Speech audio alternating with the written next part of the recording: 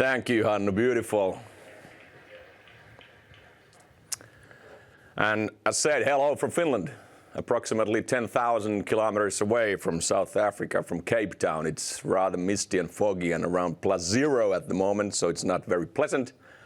I'm fully aware that I'm the only online speaker today. Unfortunately, I had a small surgery the other week, and therefore my doctor wouldn't give me the permission to fly. So I truly feel bad for that, but luckily we have the technological breakthrough with these remote systems that I can join. As said, my name is Jaakko Paloheimo. I come from Finland. I'm a sustainability manager at UPM Corporation, more likely in UPM Plywood. And as a sustainability manager, I'm a, let's say, bulletproof timber enthusiast. I'm a wood construction enthusiast. I'm a passionist, if that even is a word, when it comes to sustainability and wood construction. And in this presentation today, I will kind of mix the topics of responsibility and sustainability with the wooden architecture, with the wooden construction. I'm not going specifically in certain buildings. I'm not going specifically in certain architecture, but about the background, why we have to use wood, what is the hybrid system benefits, and what is basically causing this global phenomena we are dealing with right now. So this is where I come from. This is from last month, from northern part of Finland. I was snowboarding there with my friends for a week. In that photo, you will see two main things, main relevant aspects for my presentation also. 75% of Finland is covered by the forests. It's our little precious green gold. We try to take care of our forest because we are born in the forest. That's where we live. That's our surroundings. There you see mostly spruce and pine coniferous forest, but we also have birds and different species, and that's basically the backbone with the forest management. I will go deeper into that very soon. But you also see this mysterious white color, that's called the snow. And I think at that point there was about -20, -25 degrees. And to be honest, I don't want to sound pessimistic, but honestly I'm a little bit worried about the situation in the world at the moment. The climate, emissions, the global warming. This is super relevant for the construction sector. Very soon you will find out why. These aspects, the trees, the climate, these are so-called environment. When we talk about sustainability, we talk about 3 letters. Those letters are E, S, and G. They come from environment, social, and governance, also known as the economical aspect. So when we talk about sustainability, mostly we talk about environment, but we also need to take into account the social aspects and the governance, meaning the economical aspects. Under the environment aspect that basically my presentation today is mostly about, we talk about climate, we talk about climate actions. What can we do for the climate? What does the climate mean to us? We talk about biodiversity, how we maintain the different species, we maintain the versatility in the nature. And then we talk, of course, about most likely the very relevant stuff for us, the resources and the circularity.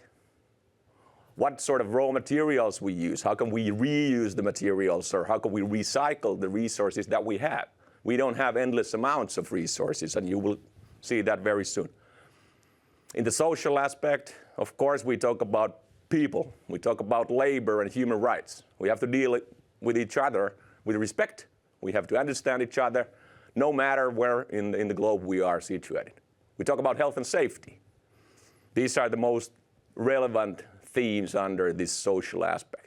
Then on the governance, economical aspect, we talk about business ethics and values, the company values, how we stand behind the words that we actually say, how we stand behind the actions that are we supposed to do.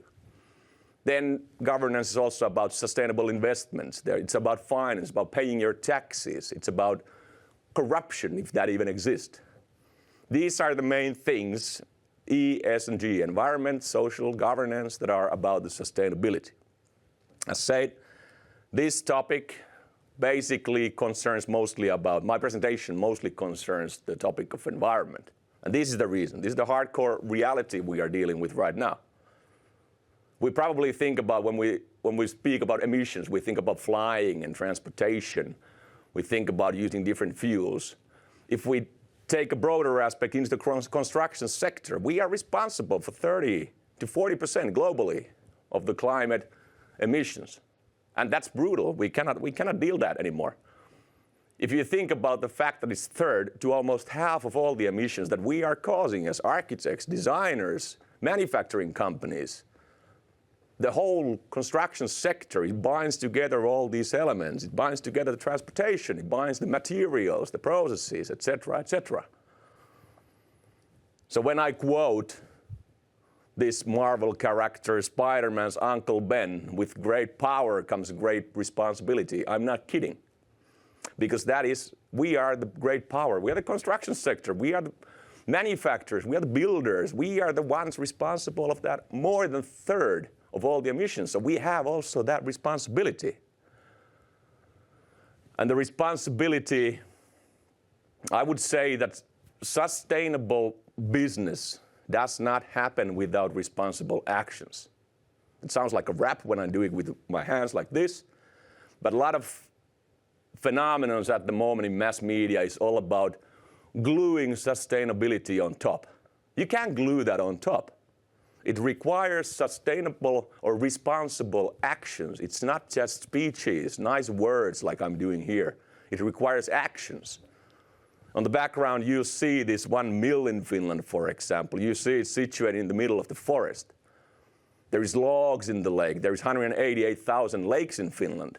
We utilize those lakes, but still every day we need to ask ourselves, why are we doing this? Why are we building these not so, let's say, beautiful mills all around the world? And we need to justify ourselves and our clients and our partners why we are actually doing this. And the answer is coming very soon. Once again, we are the responsible ones. This is the background of, let's say, what one needs to understand when we talk about emissions, when we talk about global warming, what's happening behind it. We have two circles. The above one, that's called the biogenic carbon circle. It sounds boring, I know. It's even boring to hear the circle below, which is the non-biogenic carbon circle. What it means, in a nutshell, when a forest grows, a tree grows in the forest, whether it's in South Africa, whether it's in Finland, Switzerland, the tree harvests carbon dioxide from the air. The carbon is the fuel for the tree to grow. As long as the trees grow, it's called a carbon sink because it's harvests that carbon from the air. When it stops growing, when it's transferred into, let's say, glulam or CLT or sawn wood or plywood, it stores that carbon until the very end of its life cycle. And that's very relevant for our business to understand why we are actually changing this game of, let's say, using timber or wood-based products more in the construction sector. As long as the life cycle exists, it stores that carbon.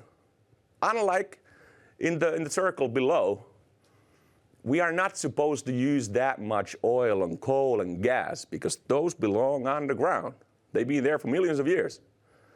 The more we use them, let's say these very energy-consuming businesses, concrete industry, steel industry, for example, they need a lot of energy. They dig that energy from underground. Of course, we use that in the cars. We use that in transportation, too.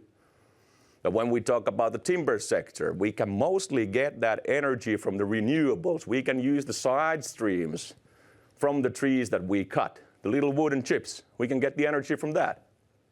We aim to use renewable energy. But if we dig the fossils from the ground, and when we use them, when we burn oil or coal and gas, it releases too much carbon dioxide in the air. And there will never be enough forest to capture all that CO2 from the air. So we need to limit the use, not totally delete the use of carbon, of fossils, but we need to limit that a little bit. We need to store more carbon in our buildings, and this is the backbone behind whole, let's say, global warming phenomena. Because once the wood is burned, for example, or it rots in the ground, it releases that carbon dioxide in the air again, which is then again used by the growing trees. So it's an endless circle, unlike that million years old stuff we have below the ground. How do we do this? How do we make sure that the forests keep on growing?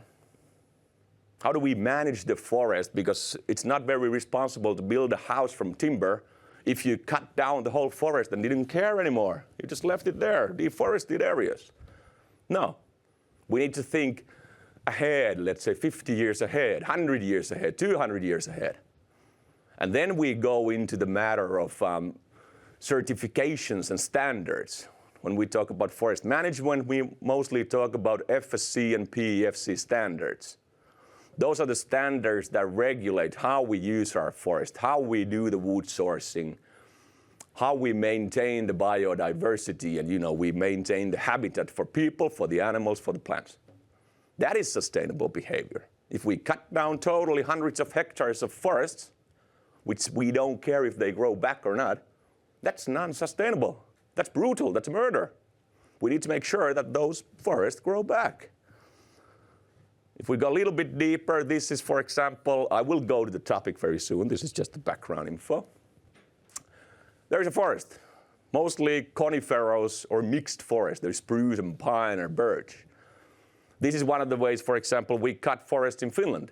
We don't cut down 100 or 200 hectares of forest at once. We take bits and balls from here and there, certain little areas. And we try to maintain the biodiversity, the healthy growth in the forest like we've been doing for hundreds of years. We have to maintain that healthy growth, because otherwise one day we'll realize that we don't have those trees anymore. We need to make sure that when we cut down one tree, we plant 4 new seedlings, for example, into the ground so that there will be at least 1 or 2 fully grown 100-year-old logs later on, let's say in 70, 80 years. And this pattern I was talking about, it's called the mosaic pattern, because we don't, I'll give you an example. In Finland, there's 5.5 million people, and around 10% of the people, even more, own forests. Whether they inherited the forest or they own or they bought, there is little pieces of forest owned by this and that person. Of course, the companies own forest also. But when the persons sell their trees from the forest, they sell a certain plot. They don't sell thousands of hectares that are cut down once. They make sure, or the companies who cut down the forest, they make sure that they will grow back efficiently. There is a very short video of the similar situation, what is happening in the forest if they are managed right. If we want to make sure that the forest will grow back. There is old forest on the back, you see the darker green. On the left, you see a little bit younger forest. On the right, you see the very small seedlings. And you see this harvester doing his job. It's cutting down at the moment some spruce, certain size spruce, and that automation behind the harvester tells the dimension, the thickness, the length, and the frame, everything about the log that it cuts. And it piles those in different piles. Why? Because certain logs end up in different uses. We think about the most valuable piece of the wood is the thick part, the trunk, the log itself. That's the part where we make the sawn goods, we make the building materials. From the rest, from the bones and from the needles and everything we utilize in some other businesses. We don't just burn the whole trunk. That's why there's several piles. There's thinner piles that might end up in pulp and paper. Thicker piles end up in sawn goods, TLT, plywood, whatnot, depending on the dimensions and the quality of the tree itself. That is automation and that is digitalization in the harvester itself. We go a little bit deeper. What happens after we've cut down that tree from the well-managed forest? After the harvester cuts it down, it takes it to the certain factory or mill, and it makes it into a certain product. Okay, this is fair enough. We are utilizing trees, we are cutting them, we are taking them somewhere to be industrially produced. Whether on the left side you will see CLT, cross-laminated timber. In the middle, on the left, you'll see plywood with a tongue and groove. On the right hand in the middle, you see glulam. You have LVL, laminated veneer lumber on the right. These are some of the most, let's say, dominant further processed wood products used in the building sector. There's also sawn good and other stuff, OSBs, MDF. But for me, in my eyes, these are the massive wood products that we use and that we produce. But as said, it's not enough to use timber, it's not enough to use wood in your buildings if you don't know how it's made, from what kind of a forest it's made out of, is it sustainable, is it responsibly produced? So from Europe's point of view and slowly from the global point of view, we need to somehow measure how these products are made. We need to measure how efficient the process is. We need to make sure that the raw material is growing back. We need to make sure the glues that we use in all of these products, for example, are properly made. All these need to be taken into account somehow. And how to measure this, let's say, sustainability or responsibility, how to make sure it's fact-based, how to make sure it's transparent, it's reliable, and in the end of the day, it's sustainable. That is a good question. One of the answers that's dominating the construction sector at the moment, it's becoming increasingly big phenomena, is the environmental product declarations. Sounds boring, yeah, I know. It's another document on top of a pile of plenty of documents with the short letters of EPD. This is a topic I've been blasting for the past at least a year. The whole backbone behind this is that somehow we need to change the world that we are living in. If the construction sector, once again, as said, is responsible for 30 to 40% of all the emissions in our climate, we need to change that. If we wait, we'll die eventually. That's the nasty reality. Or the planet won't be the same. This documentation, this environmental product declaration, is a universal, global, transparent, reliable source of information that tells you the climate impacts or the environmental impacts of that whole product. Whatever it is, whether it's CLT or LVL or plywood or sawn good, concrete, steel.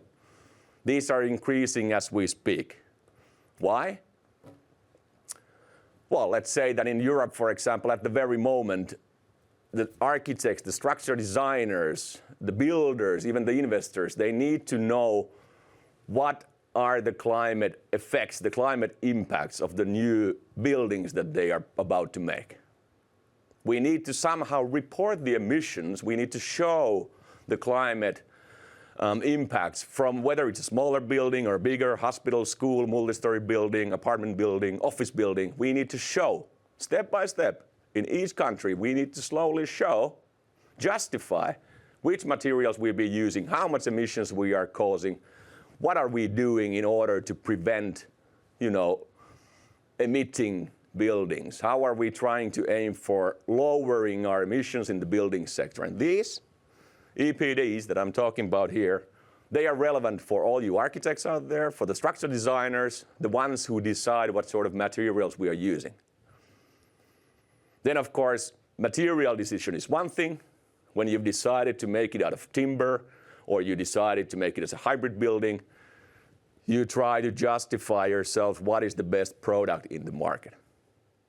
You can compare materials between each other with these EPDs. When you've done that between the materials, you go closer into the product range. And you can justify which product to use in that range of products. If you're aiming for better loans, greener loans, better investments, BREEAM certificates or LEED certificates, most likely the investors and architects, you understand what I'm talking about. But if you want to aim for those, you need to cut down your emissions in one way or another. The BREEAM or the LEED systems, they take into account using the EPDs, for example. And if you use the EPDs, you are basically making the world easier for yourself. You're making it easier for the people who are constructing the world, but you are also moving the risk from yourself to the manufacturer. And that, from my part, is where responsibility made easy comes into talk. Because if we think about construction project, the project manager is usually, his table is packed with papers. He's super busy. There's a million people around, subcontractors, the clients, the investors, everybody's asking. So how can this, let's say, project manager or structural designer make sure that every product they are using in the building are responsibly produced? They cannot do that by themselves. They need that information from the companies. And the companies are the responsible ones in delivering that information. We make that life easy for a client. Whether we are manufacturers or whether we are harvesting forest or we are making concrete or glue, we need to showcase what we are doing in our process. We need to showcase every single part of the process. And that you cannot glue on top. When it comes to marketing, we see plenty of products in the markets at the moment talking about sustainability. You see a sustainable shampoo bottle because it's green. That tells nothing. But when we justify what we've been doing for the past 5 or 10 years, 20 years, we let the third-party consultant, third-party organization come to our company, come to our factory and review the process, review the whole value chain from the raw material to the glues or to the manufacturing process. We let them do the evaluation. We stand behind and we watch because we've been doing everything correctly. And when I say we, I'm not talking about only our company, I'm talking about plenty of other companies. The aim is that everybody would do the same way. We are not doing this only for the sales purposes because, of course, we need to understand the world needs to change. But the good part is that when you think about climate, when you think about emissions, you are also doing good for the nature, but you are given massive business opportunities. And the clients who understand this, they move that risk to us, to producers, to manufacturers. They believe us if we have the documentation ready. And that's what I mean, this less risk. We're transporting the risk to ourselves, and we are selling that less risk to the client. There is a classic phenomena called business to business. I don't believe in that. I think especially in construction sector, business is still made by people. It's rather old-fashioned, fascinating business. I say the construction business. Old-fashioned but fascinating, and still I believe in most of the countries it is a face-to-face business. Businesses will come later on. Businesses need documents. Businesses need reporting. But we need to understand what the person next to us, what our client wants. And we need to convince them. We need to sell them the idea of a better environment, a better future. We also need to educate them, like I'm doing right here, about what sort of documentation, what sort of reporting you need, and what we can offer our clients, what we can offer to that person in front of us. Not only the business, but the person.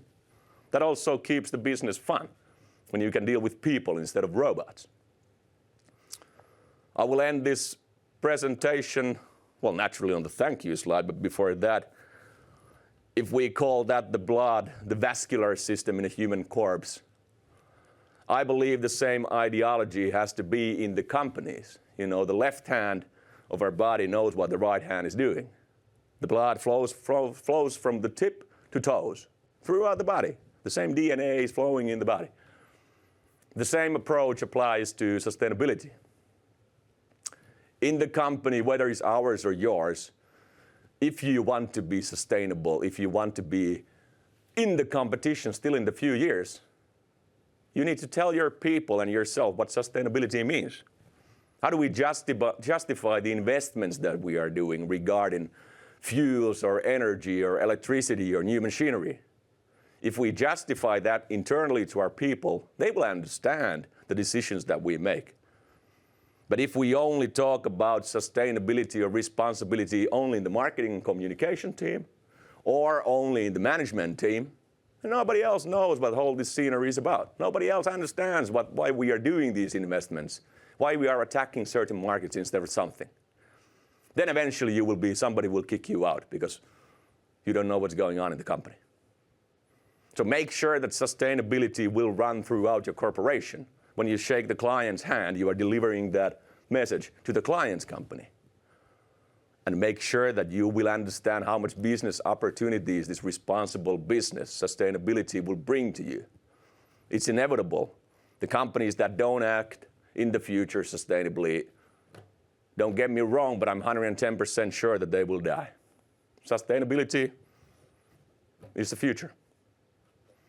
And so far, the last slide being the thank you, and also giving you the opportunity to ask if you have any questions. I don't know if I used rather close 25 minutes, but any questions are more than welcome, and you will always reach me in case you want from the email, from the phone, And you will find my information most likely from the leaflet of the conference. And once again, I feel super bad that I'm not there personally, physically, but my colleagues are in our stand.